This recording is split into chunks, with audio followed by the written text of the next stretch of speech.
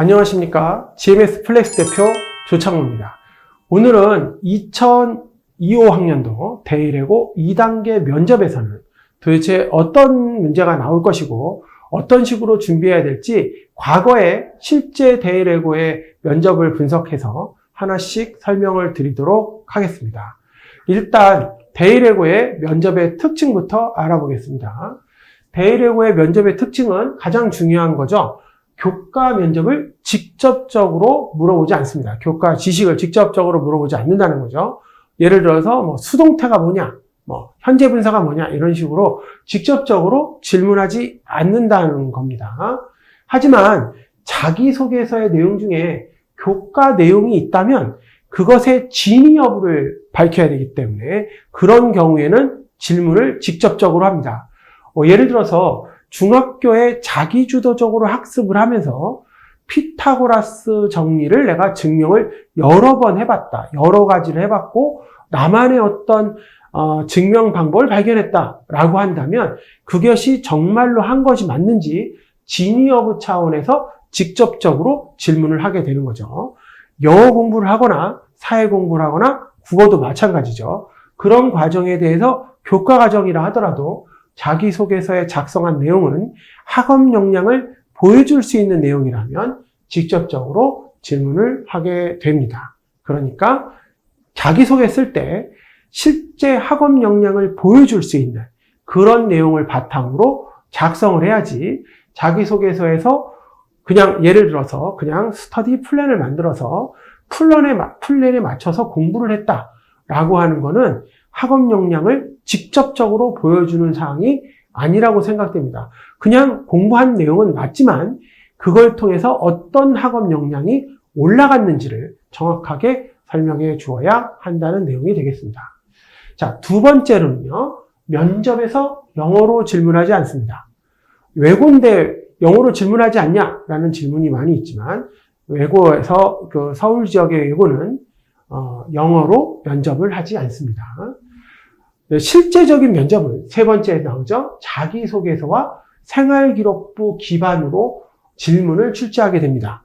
자기소개서에 쓴 내용과 생활기록부에 선생님들이 썼던 종합의견에서 질문했던 것, 동아리 활동, 독서 활동에 그리고 실제 자율활동이나 진로활동의 내용 중에 있는 내용을 토대로 질문을 하게 됩니다.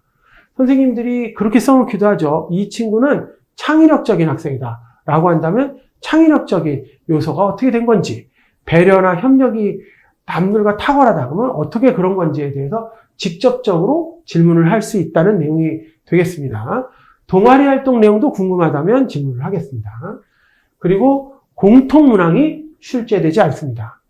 서울국제고 같은 경우에는 이제 공통문항이 출제되고 다른 자사고에서는 공통문항이 출제되죠.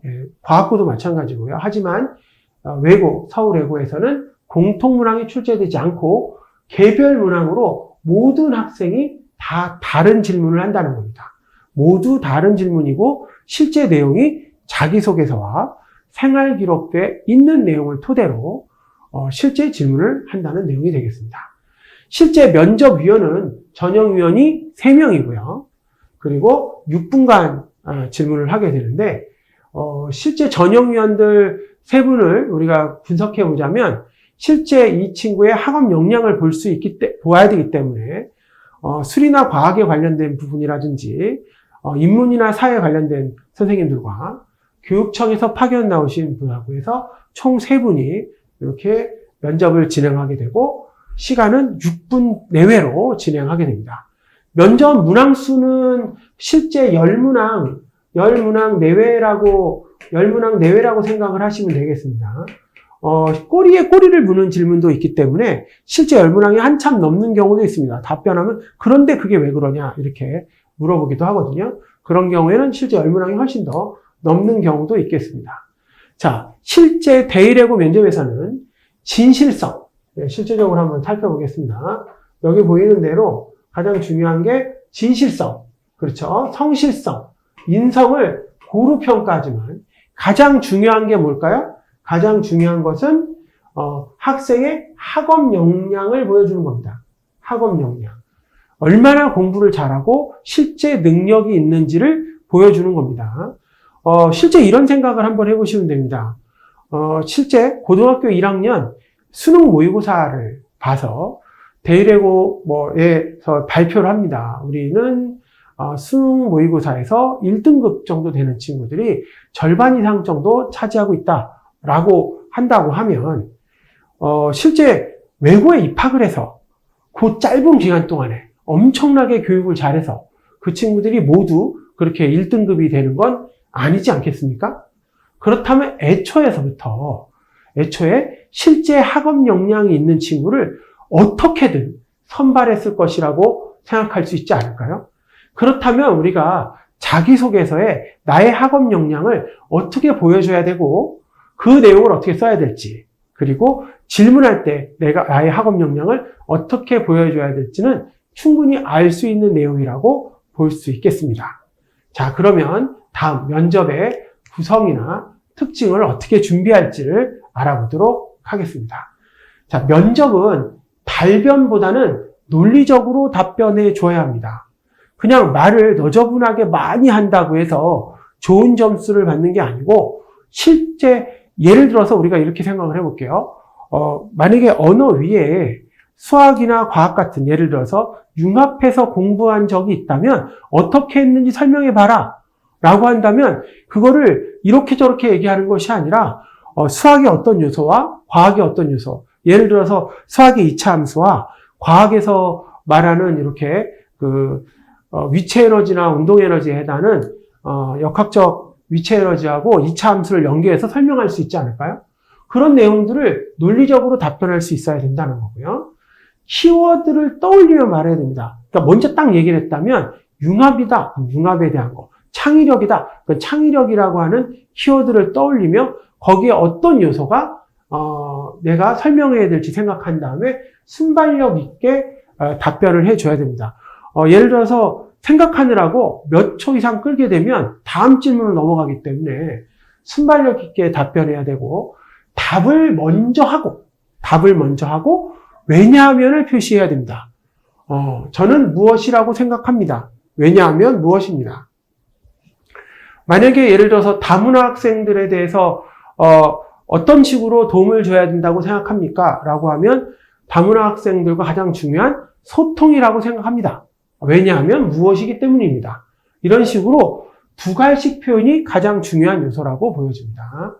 그리고 실제 면접을 할 때는 영상을 찍어서 자기가 어떻게 말하는지 피드백을 받으면서 진행을 하는 것이 가장 중요한 역할이라고 볼 수가 있겠습니다. 연습하는 것이 가장 중요하고요. 실제 거의 자기소개서 내용들을 거의 몇 번이고 읽어서 외워야 됩니다. 그리고 생활기록부에 있는 독서 내용도 어떻게 나올지 모르기 때문에 정확한 내용을 가지고 답변을 할 수 있어야 되고, 생활기록부의 내용들도 꼼꼼히 읽어서 어떤 내용이 나올지 확인해 주셔야 실제 면접의 답변이 될 수가 있습니다.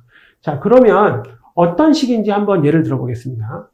예를 들어서 자기의 수학적 능력을 활용하여 국제 문제 해결에 기여할 수 있는 방법이 있다면 무엇일까요? 라고 하는 어떤 창의적 문제가 나왔다고 생각을 해보겠습니다.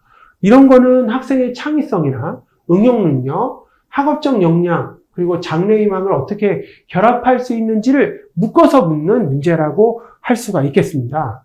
그렇다면 바로 생각해야 될 게죠. 수학적 능력이라는 키워드를 떠올리면서 특히 데이터 분석과 패턴 인식 능력을 활용하여 국제 문제를 보다 체계적이고 과학적으로 분석할 수 있다고 생각합니다. 라고 두 가지식으로 먼저 얘기하고, 왜냐하면 예를 들어서 유엔의 다양한 국가의 통계 데이터를 분석해 문제의 근원 요인을 찾아내고 이를 바탕으로 해결 방안을 제시하는 데 기여할 수 있다라고 말을 할 수 있는 거죠. 두 가지식으로 표현하고 그 다음에 이유를 설명하는 방식으로 한다면 좋은 답변이 될 수 있죠. 이건 가상적으로 제가 문제를 만들어 본 거예요. 이런 식으로 답변하면 될 수 있지 않겠냐라고 생각해서 제가 문제를 만들어 보았습니다. 어떤가요? 그냥 이런 방식으로 하는 것이 훨씬 더 설득력이 있어 보이지 않나요? 자, 그렇다면 실제 어떤 문제가 나왔고 어떤 식으로 답변하는 것이 가장 좋을지, 왜 그런 식이 되어오는 건지 한번 알아보겠습니다. 요거는 실제 기출되었던 문제고요. 학생들이 실제 시험장에 가서 선생님한테 받았던 내용을 질문을 받았던 거를 제가 복원을 해서 여러분 얘기를 해주는 겁니다. 창의적 사고하고 문제해결이라고 봤는데요. 생기부에 담임 선생님이 창의력이 뛰어나다라고 이렇게 썼다라고 써 있는데 이에 대하여 좀 더 창의적으로 답해 볼까요? 이렇게 얘기를 했다는 거예요. 그러면 이런 거는 창의적 사례에 대해서 구체적으로 얘기를 해야 된다는 겁니다. 생기부에 그렇게 써져 있으니까요. 기억이 안 난다고 하면 안 되겠죠. 그래서 창의력을 증명해야 됩니다. 그래서 예를 들어서 학교 프로젝트나 독특한 아이디어, 예를 들어 학교 독특한 아이디어를 제안하고 문제 해결을 한 경험이나 일상에서 창의적인 방법으로 어려움을 극복한 사례, 이런 것들이죠. 아이디어를 제안한 거, 이런 것들을 설명해 주어야 됩니다. 아마 여러분의 생활 기록부에도 이런 관련된 사항들이 종종 적혀 있을 겁니다. 그러면 그거를 옛날에 어떻게 했다라고 생각하는 것도 있지만 그것에 대한 구체적인 어떤 예시가 있는지를 생각해보고 관련된 내용을 작성을 해 줘야 됩니다. 그래서 구체적 예시와 결과를 제시하고 창의적 사고가 어떻게 발현되었는지를 실제 구체적으로 설명할 수 있어야지 된다는 것입니다. 그러니까 한번 예를 한번 들어보는 거예요. 그렇다면 창의력이 뛰어나다고 평가받은 이유는 아마도 지난 학교 축제 준비 때 제가 제안한 디지털 방탈출 게임 프로젝트 덕분이라고 생각합니다. 여기서 일반적인 방탈출 게임과 달리 디지털 요소를 결합하여 온라인으로 참가할 수 있도록 아이디어를 제시했고, 이를 통해 수많은 학생들이 참여할 수 있는 기회를 만들었다고 볼 수 있기 때문입니다. 그래서 학교에서 축제에서 다양한 흥미로운 행사가 되었습니다. 이렇게 내용을 한다면 독특한 아이디어일 수 있지 않습니까? 실제 일반적인 탈출이 아니라 디지털 요소를 가미해서 실제 프로그래머화 했다면 충분히 그런 요소가 학교 축제에 활용한다면 많은 학생들이 참여할 수 있는 기회로 만들 수 있다는 요소에서 굉장히 좋은 아이디어가 아닌가 이렇게 생각이 되어집니다. 이렇게 설명을 해주는 겁니다. 꼭 이런 것이 아니더라도 실제 축제이거나 안 그러면 학교에서 그 방과후 활동이라든지 학교에서 하는 행사, 반에서 하는 행사 같은 데서 어떤 활동에 창의적 요소가 있는지를 가지고 직접적으로 이 답안을 만든다면 좋은 답안이 되지 않을까라고 생각이 되어지는 부분이 되겠습니다. 자, 다음은요. 사회적 이슈나 국제적 이해를 볼 수 있는 내용에 대해서도 출제가 되었었는데요. 프랑스의 복지제도와 우리나라의 이제 복지제도를 비교해 보세요라고 하는 문제가 출제가 되었습니다. 아마 실제 프랑스 학과를 지원하려고 한 친구였고 실제 복지제도에 관련된 내용들을 작성했기 때문에 그거에 관련해서 실제 문제가 출제가 되었습니다. 이런 경우에는 프랑스의 복지제도와 한국의 복지제도의 중요한 특징을 설명을 해 줘야 되고요. 예를 든다면 프랑스의 보편적 의료보험 그리고 높은 수준의 실업급여 등은 한국의 건강보험제도나 국민연금제도를 강조해서 설명할 수 있습니다. 두 복지제도 간의 차이점과 유사점을 비교해보고 개선 방안이나 한국 복지제도에 대한 의견 등을 제시하는 것이 좋습니다. 실제적으로 이런 식으로 설명을 해줘야 되는 거고요. 예를 든다면 이렇게 답변을 해볼 수 있는 거죠. 프랑스의 복지제도는 보편적 복지에 중점을 두고 있고요. 모든 국민이 고품질의 의료 서비스를 받을 수 있는 권리가 있습니다. 라고 되어져 있고요. 반면에 한국의 복지제도는 국민건강보험제도와 국민연금을 중심으로 되어 있으며 아직까지 사각지대가 존재한다라고 말 수 있습니다. 실제적으로 그렇고요. 그래서 두 나라의 국민의 삶의 질의 향상을 목표로 하지만 한국은 아직 사각지대를 줄이고 보편적 복지를 강화할 필요가 있다고 저는 생각합니다. 라고 얘기를 해주는 거죠. 그래서 제도를 비교해보고 그거에 대한 개선점에 대해서 자신의 의견을 얘기해 주는 거, 이런 식으로 표현해서 비교를 해본다면 좋은 평가를 받을 수가 있게 되는 거죠. 항상 모든 문제는 비교와 분석, 그리고 자신의 의견을 통해서 답변을 제시해 준다고 보실 수가 있겠습니다. 자, 다음으로는 또 어떤 게 나왔을까요? 한번 또 살펴보겠습니다. 진로와 목표 설정에 해당하는 건데, 장래희망이 변호사인데 법조인의 종류를 말하고 그 차이점을 말해보세요. 이거는 대의래고뿐만 아니라 거의 대부분의 외고에서 또는 자사고에서 진로에 관련된 질문으로 가장 많이 나오는 문제입니다. 자신의 진로가 어떻게 나왔는지도 잘 모르고, 그리고 그거에 대해서도 답변을 못한다면 실제 문제가 좀 있다고 보여집니다. 그래서 이런 경우에는 법조인의 종류를 나열해요. 뭔지 얘기를 해주고, 예를 들어서 변호사나 검사나 판사 뭐 이런 관련된 것들을 얘기를 해주고, 법조인의 역할과 책임 등을 설명을 합니다. 그리고 차이점을 명확하게 구분을 해주며 자신의 목표, 마지막에 제일 중요한 거죠. 자신의 진로와 관련된 법조인의 역할에 대해 설명을 하는 겁니다. 나의 목표가 어떤 건지, 그 차이점을 말할 때 나의 장래희망이 변호사니까 나는 어떻게 목표를 할 거다라고 설명을 해주는 겁니다. 자, 이렇게 예시 답안을 볼 수가 있는데요. 한번 같이 볼까요? 법조인에는 변호사나 검사, 판사 등이 있습니다. 그렇죠. 당연히. 변호사는 의뢰인을 대변하고 법적의 조언을 제공하고 재판에서 변론을 합니다. 이 변호사의 역할에 대해서 얘기를 하고, 검사는 범죄 수사를 지휘하고 피의자를 기소하여 법정의 공익을 대변합니다. 그렇죠. 세 번째, 판사는 법정에서 재판을 주재하고 법률에 따라 사건을 판단하여 판결을 내립니다. 이렇게 써주게 됩니다. 그리고 자신의 이야기를 해야겠죠. 저는 변호사가 되어 인권을 보호하고 사회 정의를 실현하는 데 기여하고 싶습니다. 자신의 이야기를 정확하게 마지막에 해줘야 되는 거죠.